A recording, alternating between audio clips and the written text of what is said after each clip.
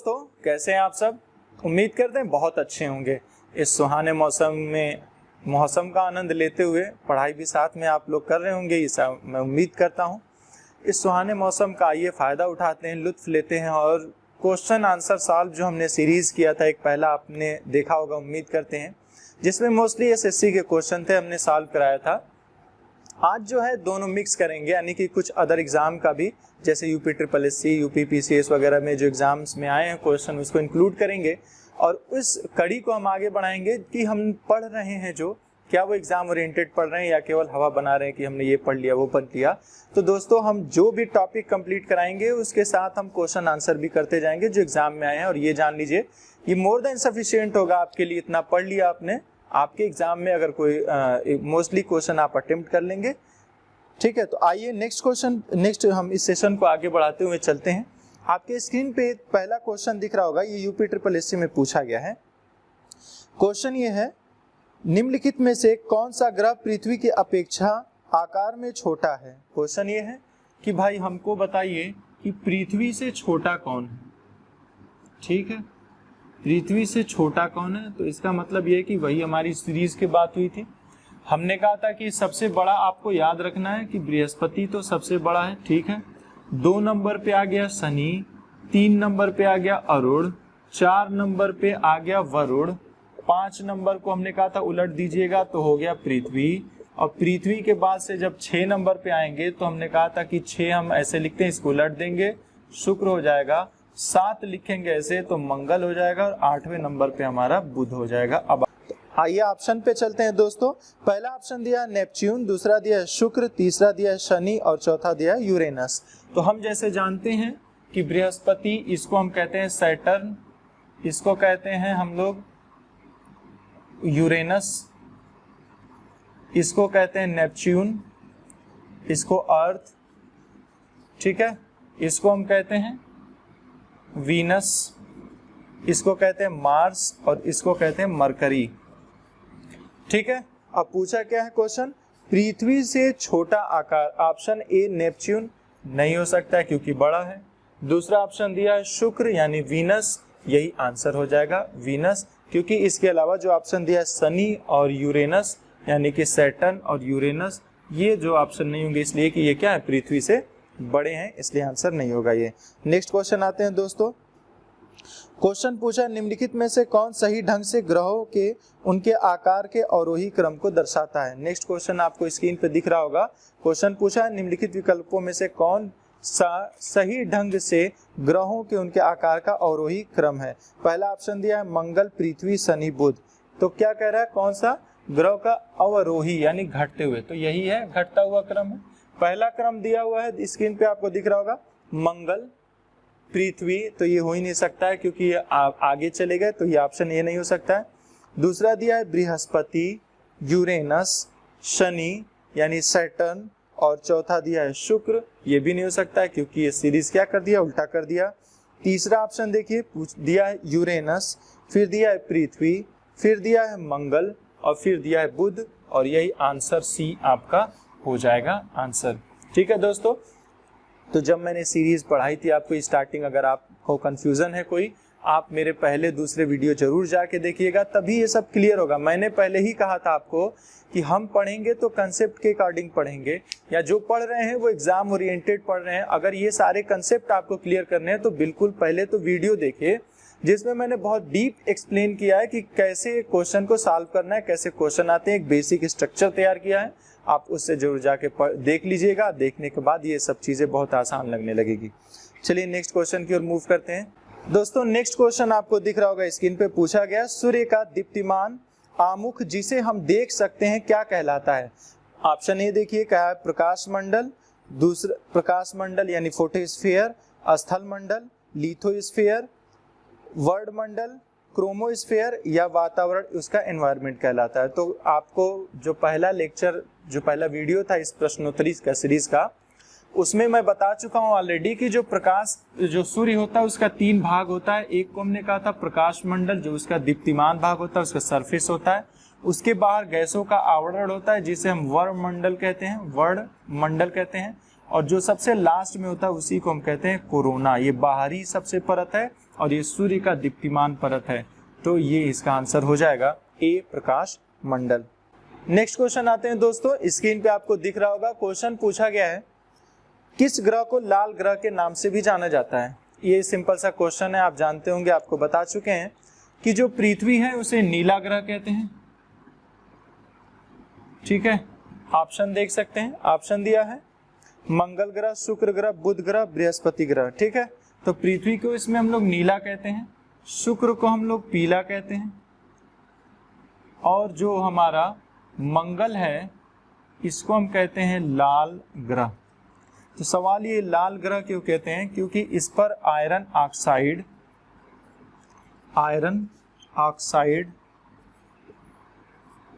की मात्रा अधिक है। Fe2O3 आयरन ऑक्साइड की जो मात्रा है वो अधिक है, इसीलिए यह ग्रह का रंग जो होता है वो लाल हो जाता है और इसका आंसर होगा लाल ग्रह। इसे युद्ध का देवता भी कहा जाता है।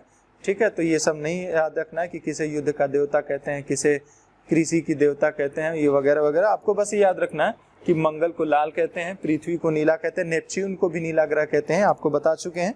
तो दोस्तों नेक्स्ट क्वेश्चन आपको स्क्रीन पे दिख रहा होगा। जैसा क्वेश्चन पूछा है सूर्य की किरणों को पृथ्वी तक पहुंचने में कितना समय लगता है। पहला ऑप्शन दिया है लगभग 90 सेकंड, दूसरा दिया है 180 सेकंड, तीसरा दिया 340 और लगभग चौथा दिया है 500 सेकंड। आपको मैंने बताया था कि जो सूर्य से पृथ्वी तक प्रकाश को आने में लगता है, प्रकाश की चाल पहली बात कितनी होती है, तो जो प्रकाश की चाल होती है वो होती है 3 लाख किलोमीटर प्रति घंटे यानी कि प्रति सेकंड, यानी 3 × 10⁸ मीटर पर सेकंड या 3 लाख किलोमीटर प्रति सेकंड होती है। ठीक है, ये प्रकाश की चाल। इस चाल से जो दूरी हमारे बीच पृथ्वी के औसत दूरी है लगभग ये 15 करोड़ किलोमीटर है, और इसी को हम कहते हैं कि 1 AU एस्ट्रोनॉमिकल यूनिट कहा है। ये सारी चीजें मैं पिछली वीडियो में सारी चीजें बता चुका हूँ। तो प्रकाश इस चाल से जो पृथ्वी पर आने में लगता है समय, उसको लगता है 8 मिनट और 16 सेकेंड का, या 20 सेकेंड लगभग, मोटा मोटी मान लीजिए। इसको मिनट में कन्वर्ट कर दीजिए तो 1 मिनट में होता है 60 सेकेंड। तो 8 मिनट में कितना सेकेंड होगा, तो आप कहेंगे 60 × 8 यानी 8 × 6 = 48 यानी 480 सेकेंड, और ये 20 इसमें ऐड हो जाएगा यानी कि अप्रॉक्स 500 सेकेंड। तो तीनों ऑप्शन मैं बता चुका हूं आपको, या तो 8 मिनट 16 सेकेंड कह लीजिए, ठीक है, या 8.33 मिनट कह दीजिए, या लगभग कह लीजिए 500 सेकेंड। ये तीनों आंसर आपके क्वेश्चन में पूछे जा सकते हैं और आप इसको आंसर आसानी से दे सकते हैं। ये मैं बता चुका हूं। ठीक है, तो इसका आंसर हो जाएगा डी यानी 500 सेकेंड। तो दोस्तों नेक्स्ट क्वेश्चन आपको स्क्रीन पे दिख रहा होगा। क्वेश्चन पूछा गया है सूर्य में हाइड्रोजन और हीलियम का लगभग कितना अनुपात है। क्वेश्चन पूछा है, स्क्रीन पे देख सकते हैं, पूछा है कि सूर्य में हाइड्रोजन और हीलियम आइए देखते हैं। मैंने आपको पहले ही बताया था कि जो सूर्य में है लगभग कितना परसेंट है, 72% जो है ये हाइड्रोजन है और लगभग 26.5% जो है ये हीलियम है। ठीक है, इसी का पूछा है कि रेशियो क्या है, यानी हाइड्रोजन टू 2He4 कह लीजिए। ठीक है, यानी हाइड्रोजन और हीलियम के बीच क्या अनुपात है। तो आप मोटा मोटी इसको मान लीजिए 75 और इसका मोटा मोटी मान लीजिए 25। तो आप कह सकते हैं कि हाइड्रोजन 75 है और हीलियम 25 है, तो ये 3 और 1 यानी कि हाइड्रोजन और हीलियम का लगभग जो अनुपात आएगा वो आएगा 3:1। ऑप्शन नंबर इसमें देख सकते हैं जो होगा बी होगा, जो दिया है 3:1 इसका आंसर होगा। तो दोस्तों नेक्स्ट क्वेश्चन की ओर बढ़ते हैं। तो ये काफी इंटरेस्टेड क्वेश्चन है। ये सारे के सारे आप देख सकते हैं यूपी SSC के किसी न किसी एग्जाम में आए हुए हैं। बहुत टफ नहीं है लेकिन बहुत इजी भी नहीं है। कहीं ना कहीं क्वेश्चन को वो घुमाने की जो टेंडेंसी उनकी प्रवृत्ति है उसको घुमा रहे हैं, लेकिन जब आपका कंसेप्ट क्लियर रहेगा, जब आप जानेंगे तभी उसके जवाब दे पाएंगे। हम हर चीज को लिखवा नहीं सकते हैं कि ये होता है, कुछ चीजें खुद से कॉमन सेंस से भी सॉल्व करनी होती है। इसीलिए कहते हैं कि आप कंसेप्ट से पढ़िए, रट लेंगे कि हाइड्रोजन 72% है और 26.5 है, अब यहाँ अनुपात आ गया तो पता चला उसको हम सॉल्व ही ना कर पाए। तो ऐसा भी नहीं होना चाहिए, आपको सभी चीजें आनी चाहिए। जो कंसेप्ट क्लियर होगा तो आप सब आसानी से कर लेंगे, कोई क्वेश्चन पूछेगा। नेक्स्ट आते हैं जो दोस्तों क्वेश्चन आपको स्क्रीन पे दिख रहा होगा। पूछा गया क्वेश्चन है निम्न में से कौन सा ग्रह आंतरिक ग्रह की श्रेणी में नहीं आता है? तो जानते ही हैं, क्वेश्चन पूछा है कि निम्न में से कौन सा ग्रह आंतरिक ग्रह की श्रेणी में नहीं आता है। ऑप्शन आपके सामने है बुध, शुक्र, मंगल और वरुण। ठीक है, आते हैं आंतरिक ग्रह का। मैंने जब चर्चा किया था तो मैंने कहा था कि बुध, शुक्र, पृथ्वी और मंगल, ये चारों के चारों कहलाते हैं आंतरिक ग्रह। और इसके बीच में बहुत सारे क्या हैं, ग्रहिकाएं हैं। और इसके बाद है बृहस्पति, शनि, अरुण और इसके बाद से वरुण। ठीक है, तो इन्हें आंतरिक ग्रह कहते हैं। पूछा गया है क्वेश्चन, नहीं है, इसका मतलब ये है कि बुध है, बिल्कुल है, ऑप्शन ए नहीं हो सकता, बी ऑप्शन में नहीं हो सकता है, सी ऑप्शन में मंगल है और ऑप्शन डी हो जाएगा वरुण, यानी ये डी ऑप्शन इसका करेक्ट आंसर होगा कि वरुण किस श्रेणी में आता है। तो इनको हम कहते हैं बाह्य ग्रह। नेक्स्ट क्वेश्चन आते हैं दोस्तों, आपको स्क्रीन पे दिख रहा होगा, पूछा गया है पृथ्वी का अर्ध व्यास कितना है। ठीक है, अर्ध व्यास पूछा है तो हम जानते हैं कि जैसे पृथ्वी का मोटा मोटी, वैसे तो आप याद रखिएगा जो डाया, हम एक बार आपको ये बताया भी थे कि दो डिस्टेंस होती है पृथ्वी का। जो एक बड़ा ये डाया होता है 12,754 किलोमीटर होता है, और ये जो होता है 12,756 किलोमीटर होता है, और ये होता है 12,714 किलोमीटर। ये जो माइनर एक्सिस है 12,714, ठीक है, 12,756 हम ऑप्शन से ही सॉल्व करते हैं इसको। मान लीजिए हमको नहीं पता है, ठीक है, हम मान लेते हैं कि मोटा मोटी मान लीजिए 12,500 किलोमीटर इसका डाया है, यानी इसका आधा जो होगा वो क्या होगा, इसका रेडियस होगा जो क्वेश्चन पूछा गया। तो 2 से डिवाइड कर दीजिए, 2 छक्का 12, 2 दूना का 4 और 2 पंजे 10 और 2 0, यानी 6250। यानी कि इसमें अब हम ऑप्शन के क्लोज देखेंगे कि भाई मैंने मोटा मोटी जो माना है वो इसके क्लोज कौन सा है। ऑप्शन ए देखिए दिया है 6000 लगभग, ठीक है, कम है। दूसरा ऑप्शन देखिए 6371 दिया है, ये थोड़ा क्लोज है इसके। अगला जो है 7000 लगभग दिया है, नहीं है उसके क्लोज। और अगला तो 9000 है, वो छोड़ दीजिए। यानी ऑप्शन नंबर बी के करीब हम लोग हैं, इसलिए आंसर बी होगा। तो पृथ्वी का जो रेडियस होता है वो लगभग होता है 6400 किलोमीटर, ये मोटा मोटी। लेकिन ये याद रखने वाला फैक्ट है कि 6400 किलोमीटर, ये फिजिक्स में हम लोग क्वेश्चन जब सॉल्व भी करते हैं तो अर्थ का रेडियस हम लोग 6400 किलोमीटर लेते हैं, लेकिन जो वैल्यू है वो है 6371 किलोमीटर, ये अर्थ का रेडियस है। इसी को हम लगभग में 6400 किलोमीटर मान लेते हैं। ठीक है, तो आंसर इसका कौन सा हो जाएगा, option number B. Next question देखिए दोस्तों, सेम इसी पैटर्न पे था जो हमने पिछला कराया था। उसमें पूछा गया क्वेश्चन, पृथ्वी का विषुवतीय व्यास क्या है। पृथ्वी का विषुवतीय व्यास तो मैंने बताया था कि ये पोल होता है और ये इक्वेटर होता है, और इसी को हम क्या कहते हैं, विषुवत रेखा। इसको हम कहते हैं विषुवत रेखा। तो पूछा गया ये विषुवतीय व्यास कितना है। ऑप्शन आप देख सकते हैं, जो आंसर होगा उसका ए होगा 12,756 किलोमीटर, ऑप्शन ए सही होगा। तो दोस्तों आप देख रहे हैं कि जो हमने पढ़ा ये सारे क्वेश्चन आए हुए हैं, और कहीं ऐसा नहीं कि नया क्वेश्चन हो या बाहर से आया। हमने जितना पढ़ाया आपको, यकीन जानिए आप उतना पढ़ लीजिए। मेरा दावा तो नहीं है, वादा तो नहीं है, लेकिन इतना जरूर कहेंगे दोस्तों, आप मैक्सिमम क्वेश्चन अप्रोच करेंगे। ठीक है, कुछ कंसेप्ट पे हो सकता है थोड़ा सा घुमा के दे, अगर आपका कंसेप्ट क्लियर है तो वो भी आप कर लेंगे, तो कहीं दिक्कत नहीं होगी ज्योग्राफी में, जब तक हम आपके साथ हैं। ठीक है, बस आपका साथ बना रहे, आपका प्यार जो है, लाइक कमेंट शेयर, ये जो है सबसे ज़रूरी चीज़ है हमारे लिए, क्योंकि यही है जो हम 1-to-1 इंटरेक्शन है नहीं, हम आपसे मुखातिब तो है नहीं सामने से कि हाँ हमारा परफॉर्मेंस पता चले। तो ये आपके जो कमेंट्स होते हैं, जब ये आदमी, जब हम, ऐसा नहीं कि मैं एक कमेंट पढ़ता हूँ, देखता हूँ कि हाँ अप्रिशिएशन लोगों ने जो किया है। कुछ लोग हैं ऐसे जो वीडियो देखते नहीं हैं, बस उनको लाइक डिसलाइक से मतलब होता है, तो उनको तो मैं बात ही नहीं करता हूँ।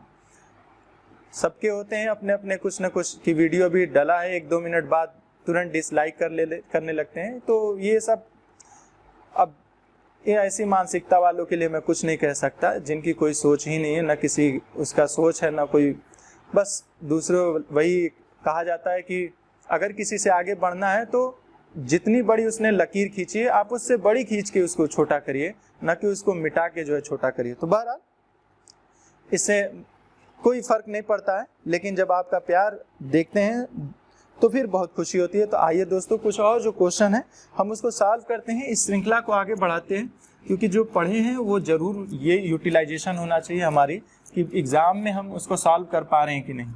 ठीक है, नेक्स्ट क्वेश्चन आते हैं। आपको स्क्रीन पे दिख रहा होगा क्वेश्चन पूछा है कि बृहस्पति का द्रव्यमान है लगभग, पूछा गया है कि पृथ्वी का द्रव्यमान कितना, बृहस्पति का द्रव्यमान कितना है। तो जैसे मैंने बताया था कि जो बृहस्पति है वो सूर्य का 1000वां भाग है। ठीक है, यानी कि 1000 बृहस्पति मिलकर सूर्य का निर्माण करेंगे। वही क्वेश्चन है, बृहस्पति का द्रव्यमान कितना है। तो पहला ऑप्शन दिया है सूर्य के द्रव्यमान का 10वां भाग, सूर्य के द्रव्यमान का 1000वां भाग, सूर्य के द्रव्यमान का 100वां भाग और सूर्य के द्रव्यमान का आधा। तो ऑप्शन होगा 1000वां भाग, ऑप्शन बी सही होगा। तो दोस्तों नेक्स्ट क्वेश्चन आते हैं, ये एसएससी में पूछा गया है, एसएससी सीजीएल का है ये क्वेश्चन, आपके स्क्रीन पे दिख रहा होगा। पूछा गया है सौर मंडल का सबसे चमकीला ग्रह कौन सा है। तो ये आप लोग बिना देखे आप बता सकते हैं। ऑप्शन ए है, ऑप्शन ए दिया है बृहस्पति, बुध, यूरेनस और शुक्र। तो जैसे मैंने बताया था आपको कि सबसे ज्यादा जो चमकीला ग्रह है वो कौन सा है, शुक्र है। क्यों चमकता है भाई, तो इसको बताया था मैंने कि ये सबसे क्या है, गर्म ग्रह है। गर्म होने की वजह क्या बताई थी, तो गर्म होने की बताई थी वजह वहां पे कार्बन डाइऑक्साइड की मात्रा जो कि 96.5% था। और ये कार्बन डाइऑक्साइड करता क्या है, तो कार्बन डाइऑक्साइड जो है वो प्रभाव देता है जिसको कहते हैं ग्रीन हाउस प्रभाव। ठीक है, ये ग्रीन हाउस प्रभाव वहाँ सबसे ज्यादा देखने को मिलता है कहाँ पे, शुक्र ग्रह पे, इसलिए वो सबसे ज्यादा गर्म है। सुबह में सूर्योदय के पहले और सूर्यास्त के बाद यह दिखाई देता है, इसलिए सूर्योदय भोर साज का तारा भी कहा जाता है। पृथ्वी के आकार में समान भी, इसलिए भगिनी भी कहते हैं। ये सारी डिटेल्स आपको एक एक करके मैंने इसीलिए बताया था ताकि ये सब एग्जाम में आप यूटिलाइज कर सके और जो भी क्वेश्चन पूछे वो आप उसका सही जवाब दे सके। तो इसका आंसर होगा शुक्र। नेक्स्ट क्वेश्चन आते हैं दोस्तों, आपको स्क्रीन पे दिख रहा होगा। पूछा गया है हमारे सौरमंडल में कौन सा ग्रह लगभग पृथ्वी के आकार के बराबर है। पिछली अभी क्वेश्चन में मैंने जैसे बताया था कि शुक्र को क्या कहा जाता है, तो शुक्र को कहा जाता है पृथ्वी की जुड़वा बहन। तो पृथ्वी का जुड़वा बहन क्यों कहा जाता है, तो इसलिए कि पृथ्वी जो है कि इस तरह जो है शुक्र का भी आकार है। और यही क्वेश्चन पूछा गया है आपसे कि हमारे सौर मंडल का कौन सा ग्रह लगभग पृथ्वी जितना क्या है, बड़ा है। तो इसका आंसर हो जाएगा ऑप्शन नंबर सी, शुक्र या वीनस जिसको कहते हैं। नेक्स्ट क्वेश्चन आपको स्क्रीन पे देख रहा होगा दोस्तों। पूछा गया है सूर्य के बाद पृथ्वी के सबसे नजदीक तारा कौन सा है। ठीक है, तो सूर्य के बाद सबसे नजदीक तारा ऑप्शन ए आपको दिख रहा होगा। ठीक है, बी और सी और डी। तो ऑप्शन ए जो दिया है वो दिया है वेगा, दूसरा दिया सीरियस, तीसरा दिया प्रॉक्सिमा सेंचुरी और चौथा दिया अल्फा सेंचुरी। तो दोस्तों मैंने बताया था कि जो सबसे नजदीक सूर्य के बाद तारा है वो है प्रॉक्सिमा सेंचुरी। तो आंसर इसका हो जाएगा प्रॉक्सिमा सेंचुरी। अगर पूछता पृथ्वी के नजदीक सबसे कौन सा तारा है तो आंसर होगा सूर्य, लेकिन सूर्य के बाद पूछेगा तो आंसर होगा प्रॉक्सिमा सेंचुरी और ऑप्शन इसका सी होगा। तो दोस्तों इस क्वेश्चन आंसर की श्रृंखला को आगे बढ़ाते हुए आइए अगला क्वेश्चन आपके स्क्रीन पे दिख रहा होगा। क्वेश्चन पूछा है सुपरनोवा क्या है। पहला ऑप्शन दिया पुच्छल तारा, दूसरा दिया ग्रहिका, तीसरा विस्फोटी तारा और चौथा है ब्लैक होल। और मैंने तारा पढ़ाते हुए बताया था कि जो सुपरनोवा होता है वो क्या होता है, जब तारे का देहांत होता है तो उसमें क्या हो जाता है, तारे में विस्फोट हो जाता है। ठीक है, और उसी विस्फोट को हम कहते हैं सुपरनोवा विस्फोट, जिसके बाद से ये क्या होता है, विस्फोट के बाद तारा जो है ये किस में कन्वर्ट हो जाता है, तो ब्लैक होल में भी कन्वर्ट हो जाता है। ठीक है, तो तारा किस में कन्वर्ट हो जाता है, सुपरनोवा विस्फोट के बाद ब्लैक होल, लेकिन उसके लिए शर्त है। ठीक है, कि उसका द्रव्यमान एक होना चाहिए, चंद्रशेखर सीमा से ज्यादा होना चाहिए, तभी वो जो है ब्लैक होल में कन्वर्ट होगा। तो आंसर इसका क्या हो जाएगा, ऑप्शन सी हो जाएगा, जिसको कहेंगे विस्फोटी तारा। ठीक है दोस्तों, तो ये हमारे कुछ क्वेश्चन आंसर हैं जो अभी नेक्स्ट क्वेश्चन पे आते हैं। नेक्स्ट क्वेश्चन आते हैं दोस्तों, आपको स्क्रीन पे दिख रहा होगा। क्वेश्चन पूछा गया है अपने अक्ष पर पृथ्वी एक चक्कर कितने समय में पूरा करती है। पूछा गया है क्वेश्चन अक्ष पे, तो इसका मतलब पृथ्वी का ये क्या है, अक्ष है, ठीक है। लेकिन एग्जैक्ट ये सीधी ना होके क्या है, कुछ टिल्ट है, और वो एंगल कितना है, 23.5 डिग्री, ठीक है। तो पूछ रहा है कि अपने अक्ष पे, अगर यही सपोज करिए ये अक्ष है, यहाँ से घूमकर वापस आने में लगभग आप कहेंगे कि भाई 24 घंटे का समय लगता है। लेकिन ऑप्शन में क्या दिया है, पूरा 24 घंटा तो दिया है, लेकिन मैंने कहा था कि वो सही नहीं है। पहला है 23 घंटा 30 मिनट, दूसरा है 23 घंटे 56 मिनट 4.9 सेकेंड, तीसरा है 23 घंटे 10 मिनट 2 सेकेंड और चौथा है 24 घंटे। दोस्तों जब 24 घंटा दिया हो लेकिन साथ में 23 घंटे 56 मिनट और 4.9 सेकेंड कह दे दिया हो, तब ये आंसर नहीं होगा। लेकिन जब ये नहीं देगा तब ये आंसर होगा, लेकिन जब ये दे रखा है तो एग्जैक्ट आंसर क्या होगा, ये होगा। तो ये बात याद रखिएगा। कभी कभी क्वेश्चन हड़बड़ी में इंसान गलत कर देता है, क्यों? क्योंकि उसे लगता है कि वो तो आसान है और आता है उसको, लेकिन सवाल कभी कभी वो नहीं होता है जो पूछना चाहता है। जो आप जवाब दे रहे हैं वो नहीं जवाब होता है, जो पूछना चाहता है जवाब कुछ और होता है। तो हड़बड़ाइए मत, सवाल देखिए, सवाल को अच्छे से पढ़िए और जवाब भी जरूर चारों ऑप्शन देखिए, तभी आंसर टिक करना चाहिए। ये नहीं कि जल्दी में आकर हम आंसर टिक कर दें। चलिए नेक्स्ट क्वेश्चन की ओर बढ़ते हैं। नेक्स्ट क्वेश्चन दोस्तों आपको स्क्रीन पे दिख रहा होगा। पूछा गया क्वेश्चन, सूर्य से पृथ्वी तक प्रकाश पहुंचने में कितना समय लगता है? और ये बता भी चुके हैं, सूर्य से जो लगता है 8 मिनट 16 सेकेंड का समय लगता है। ऑप्शन आप देख सकते हैं इसमें जो दिया है, लेकिन यहाँ क्या है कि ऑप्शन में 16 सेकेंड नहीं दिया है, तो लगभग मैंने कहा था कि ये जो है 20 मान लीजिए, तो 8 मिनट 20 सेकेंड। तो आप जो है इसका आंसर क्या देंगे, 8 मिनट 20 सेकेंड, जो कि आंसर है आपका बी। तो दोस्तों आज का लास्ट क्वेश्चन आते हैं। क्वेश्चन तो बहुत सारे थे, अब क्या छोड़े क्या ले, इसलिए मैंने जो हमारा टेलीग्राम ग्रुप है जिसका डिस्क्रिप्शन लिंक में आपको इसका लिंक मिल जाएगा, आप जाके वहाँ कनेक्ट हो सकते हैं, जिसमें हम लोग रेगुलर टेस्ट लेते रहते हैं। जो एग्जाम में क्वेश्चन आए हैं, चाहे मैथ का, रीजनिंग का, जीएस का, ये सब चलते रहते हैं पैरेलल में। आज का जो हमारा लास्ट क्वेश्चन है वो आपको स्क्रीन पे दिख रहा होगा। पूछा गया है, सूर्य की ऊर्जा का स्रोत किस प्रक्रिया में निहित है? ऑप्शन ए है फोटो इलेक्ट्रिक उत्सर्जन, दूसरा है नाभिकीय विखंडन, तीसरा है नाभिकीय संलयन और चौथा है तापायनी उत्सर्जन। तो दोस्तों हमने आपको जैसे बताया था कि जो सूर्य है इसमें पाया क्या जाता है, हाइड्रोजन, ठीक है, हाइड्रोजन पाया जाता है, हीलियम पाया जाता है। तो हाइड्रोजन का हीलियम के नाभिक में कन्वर्जन होता है, इसी प्रक्रिया को हमने कहा था नाभिकीय संलयन, न्यूक्लियर फ्यूजन। तो न्यूक्लियर फ्यूजन हमने बताया था, इसमें क्या होता है, 2 या 2 से अधिक हल्के नाभिक मिलकर भारी नाभिक का निर्माण करते हैं, भारी नाभिक का निर्माण करते हैं, और इसी प्रक्रिया को कहते हैं नाभिकीय संलयन। और नाभिकीय संलयन प्रक्रिया पे आधारित है सूर्य, और दूसरा एक बम है जिसको नाम कहते हैं हम लोग हाइड्रोजन बम। तो ये दोनों के दोनों नाभिकीय संलयन पर आधारित है। अगर कहेगा परमाणु बम तो वो नाभिकीय विखंडन पे आधारित है, अगर कहेगा नाभिकीय रिएक्टर तो वो भी परमाणु विखंडन पे ही, नाभिकीय विखंडन पे ही आधारित है। तो दोस्तों ये जो क्वेश्चन आंसर का सेशन था ये काफ़ी इम्पोर्टेंट भी था और काफ़ी इंटरेस्टिंग भी है। ऐसा एग्जाम में पढ़ने के बाद जो सबसे ज़्यादा जिस पे आपको फोकस करना होता है वो है प्रैक्टिस पे। ये एग्जाम्स के क्वेश्चन थे सारे के सारे जो आज हमने सॉल्व कराए हैं। दोस्तों आगे हम जो पढ़ेंगे, नेक्स्ट लेक्चर पढ़ेंगे, ऐसे ही क्वेश्चन हम सॉल्व करते चलेंगे जो एग्जाम में आए हुए हैं। तो उससे ये पता रहेगा कि हमने जो पढ़ा है वो हमारे लिए कितना इम्पोर्टेंट है या नहीं है। तो और जो क्वेश्चन छूट गए हैं या क्वेश्चन और अपनी तरफ से हम देते हैं, तो ये टेलीग्राम ग्रुप जो हमने बनाया जिसका आप लोग डिस्क्रिप्शन में जाके देख सकते हैं या इस वीडियो के अंत में आपको बताया जाएगा, उस पे जाकर आप डायरेक्ट जो है जुड़ सकते हैं। वहाँ आप अपने सवाल पूछ सकते हैं और हम लोग वहाँ जवाब देंगे आपका। तो आज के लिए इतना ही दोस्तों, उम्मीद करते हैं कि आप लोग जो है ऐसा प्यार हमें देते रहेंगे। आज के लिए इतना ही, धन्यवाद।